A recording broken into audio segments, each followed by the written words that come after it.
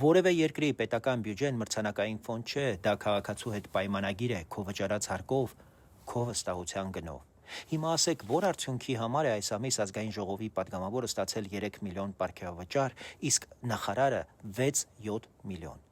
Աղքատությունն է նվազել, կրթությունն է շոշափելի լավացել, թոշակն է դարձել արժանապատիվ, ուսուցչի, բժշկի, զինվորականի աշխատավարձն է իրականում բարձրացել, կոռուպցիայի ռիսկերն են նվազել։ Եթե այս հարցերը պատասխան չունեն, դա պարգևավճար չէ, դա հանրային փողի հաշվին անպատասխանատվություն է։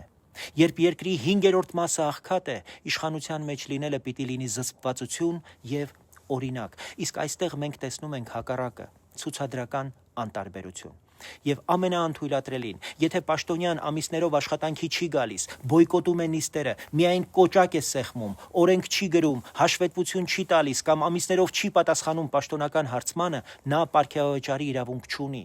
Լուծումն էլ պարզ է, չափելի եւ կոշտ։ Արդյունք չկա, պարգևավճար չկա։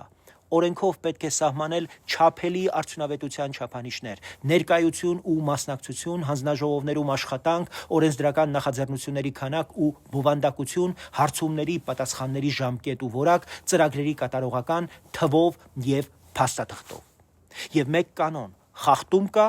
պարգևավճարը ավտոմատ զրոյանում է։ Երկրորդը լիակատար թափանցիկություն։ Ամեն ամիս պետք է հրապարակել, ով ինչքան է ստացել, ինչի համար, ինչ ցուցանիշով, անունով, հիմնավորմամբ, փաստաթղթով։